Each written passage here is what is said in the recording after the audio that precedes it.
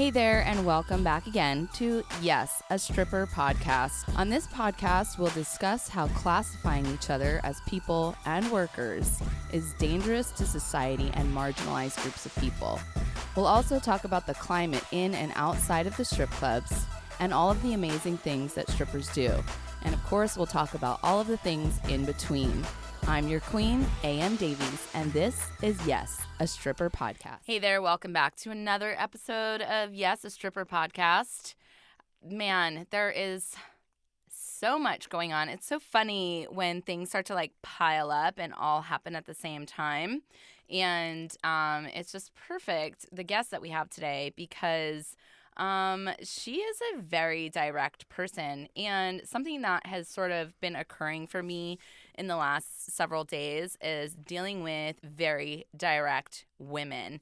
I was with one last night, and it was, to start over, this woman in particular that I was around last night, when I first met her, I was like, absolutely not. I don't like this person, and I had no reason to not like her. And then I figured out last night, it's because she's super direct and because she gets on the court. And what I mean by getting on the court is she shows up, she gets right down to business, she executes, and she does it in a timely manner, and she does it with no bullshit. And I realized last night, oh my God, that is me. That the way she was behaving, or the way she is an exact reflection of the way that I occur for other people. And so something that I do a lot is I always try to look at, why is this person annoying me? What is it in them that the qualities that I possess that other people see? And so I had this aha moment last night watching this woman, and I started to admire her for her directness and for her efficiency. And then I realized, that is probably something about me that's potentially off-putting to other people. And so, and I talked to my best friend Tammy about it, because Tammy is also a very direct person. And I've also been dealing with one of my other best friends, Fox, who we've both just been hammering out information lately because we're moving into a house, and we each have been being very direct with each other and very direct in our other communications with other people. And, direct women are scary as fuck to the majority of the population, right? And so that's just something to remember, and that when you do encounter a person who's being very direct, their tone might sound off to you, but in their head it might not sound off.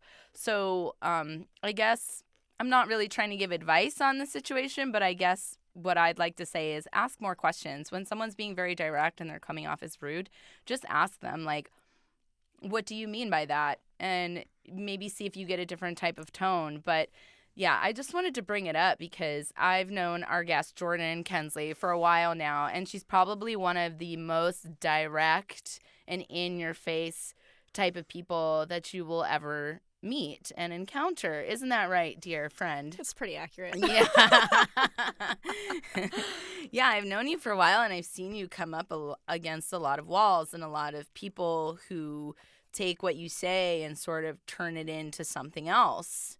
Yeah, it happens quite often. Yeah. I find that in most communities, stripper community, girl world, just socializing in general, people don't like to say what they mean because we're taught not to. We have to say what we kind of mean. Right. And when I grew up, I rode horses primarily, and so 90% of my time outside of school was with ponies, and horses don't deal with passive-aggressive communication or even passive communication. Well, I don't think they would even know. They don't. They don't understand tone, no. Right? Well, and it's either you have to be direct and ask for exactly what you want. Right. And same with other animals. You can't reprimand someone 3 days later. They have no idea what you're talking about. You have to do it within 30 seconds just because they reset their brain. It's very Dory, right, if you will. And so that's how I grew up with communicating, is very direct in a barn atmosphere. You have 3 seconds, this horse is loose, what's going on? So you're just shouting out right, whatever. And then I just kind of grew up that way. And then also my dad is Arabic, and I grew up in the middle of nowhere, so I've constantly had to fight as a woman for like my opinion to matter. And Right. for me, I just feel like I'm being resilient in my opinions, and like I'm happy to hear other people's opinions, but you have to be just as passionate as you like for your opinions as I am about mine. Right. Otherwise, I completely understand why sometimes people feel bulldozed by my Right. aggressive behavior. Well, something that I've noticed about you, because, you know, Jordin and I, we've been friends for how long now? 8 years. Yeah, and we've worked with each other on and off as well. And, you know, you're in the pole dance industry and I'm in the pole dance industry. So our life often overlaps. And something that I've noticed about you is a lot of times you'll text me something like, blah, blah, blah, what do you think about this? And I'm just like, well, X, Y, and Z. And you're like, oh, interesting. I never thought of it. I didn't see it that way. And so you do have even though you're direct and passionate, you have the capacity to stand back and like see things from a different angle and learn from it. I try to. For me, I'm very much a visual learner, and then secondary to that would be like kinesthetic or audio. So like if I try to talk through my thought process, which again, if it's not on the right sounding board, it's going to come off as like either mansplaining as a woman or just like super aggressive and like really just shitty behavior and like I'm just complaining when really I just want to know like what are your thoughts on this, because I feel like I should be angry, but also maybe I shouldn't be. Like, is there another perspective I'm not seeing? Yeah. But it's really hard to find a lot of people who aren't immediately thrown off by that really direct pointed way of communicating. People are just a little soft. Europeans, not so much. I get along really well with Europeans. Okay. I find from all the traveling that I've done in my life, I find that my personality fits really well in Europe. Okay. No, I don't think, to my current knowledge, I've offended very few people in Europe. And I think it has something to do with like, there's a language barrier, so direct communication when English isn't their first language is better for communicating, because there's no like entendres, there's no analogies I have to explain. I'm just saying what I mean so that they understand what I mean, and then that way there's no confusion. Whereas in America, because there's so many intricacies to the way we just communicate in general, and especially like in personal situations where there's a lot of passion involved from either one end or both ends, that's where it kind of get tricky, because you have to make sure that you're getting your point across without necessarily in the way that they need to hear it, not the way that you need to say it. And that's something that I feel like slowly with age and time, it's like life. Well, yeah, I mean, there's so much to learn even in communication, even though we've learned to talk since we were little tiny things. Like there's still so much to learn. And then I think that with like exposure to so many new cultures and ideas, I think that we have even more on our plate these days. Like there's so much to be woke about, and there's so much to pay attention to. And then we're just getting bombarded with news and fake news and all kinds of weird shit. And it's like we're constantly learning how to communicate all of these things and how to like even, what's the word, like soak in all the information and then be able to like regurgitate it. And live it. Those are two different things. Yeah. Like regurgitating and living something. Or oh my God. It's literally so much pressure, you guys. It's like a lot, you know, like I'm here but I'm not here, like what's going on, like okay, so first things first, this is YAS, a stripper podcast, so we have to let our audience know, are you or are you not? Do you identify as a stripper? I do identify as a stripper. I've had that conversation with my mom like 4 or 5 different times. How's your mom doing? She's good. She's okay. For a backstory, my mom's had cancer on and off since I was 14, so now she's good. That's great. Which is great. And she works for Delta, so that's a thing. And that's great. She's not good really benefits. Yeah, and she's not really traveling because she usually does Asian tours. Okay. There and back to China, but with what's going on currently. Oh yeah, the coronavirus. All American companies have halted any stops in China and most other Asian countries too. Do you think Corona beer is like totally pissed off that they named a virus after them?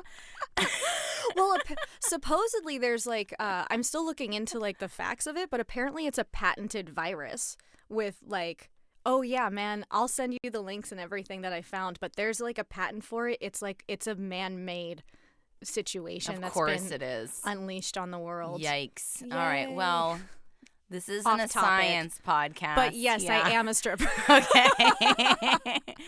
Good. Sorry. No, it's fine. No, it's fine. We went there. It's chill. But you also identify as a pole dancer. I do. Yeah. So, and for our audience, and I don't know if I've said this on this podcast yet, but there is so not all strippers pole dance and not all pole dancers strip. Mm-hmm. But there is, and like what I envision, and I just need to make it, okay? Yeah, it's like a Venn diagram. I just need to make it. It's a Venn diagram. And then maybe we should add a third circle for sex workers, because some sex workers pole dance and strip, or just pole dance and don't strip. Right. Or just yeah. strip. Yeah, so many things. Okay, I'm going to do that before this episode comes out so that nobody steals my idea. Perfect. Do Yeah. it. Yeah. Ooh, fourth diagram. Ooh. Pole dancers who support sex workers and strippers. Oh, because that's a thing. Well, Hence, I'd like to see that number grow a little bit the more. podcast name. Hence the podcast name. Exactly. Okay, so I say all that to say, so we know that you identify as a stripper. You said something earlier where you're like, you've not offended that many Europeans, leading us to believe that you travel a lot. I do. Can you tell us where and why you're traveling so much and how often you travel? Just lay it out. So I teach pole dancing at an international level, and I travel to different studios around the world, to hobby studios, and teach tricks and fluidity and choreography and like lap dance and chair dance and all of the different aspects that could be part of either a movement in the club or movement out of the club, because I don't distinguish between the two. Okay. Unless it's like specifically lap dance. I think that's the only workshop that I have where I'm like, you will never do this in a club because the floor is gross and you don't want to put your face on it. Right. Or Well, or like guys I've aren't done gonna. a lot of stuff in the club that most people wouldn't do. So you never know. Fair. But I think pole dancers are like more likely to do like a headstand in someone's lap on a competition stage, whereas if you're only getting paid $20 for a lap dance, I'm not going to do a headstand. You're getting some air dancing, you're getting some titties in your face, and you're like moving on. If you're on the stage Is though, different, that's but like a really crowd-pleasing trick. stage is different though. I'm talking like intimate, so the workshop is very much like intimate one-on-one partner experience. Do you teach them to put their faces on the person's genitals? Absolutely. Okay, good. And their boobs right in their Do you face. teach them the trick where you blow hot air into their ball sack? Yes. Oh my god. And in their neck and on their ear. That's such a good one. It's like a heating blanket, like a heating pad air. Yes, and the vagina. I Like wish vagina. I had a ball sack so I would know what that feels like.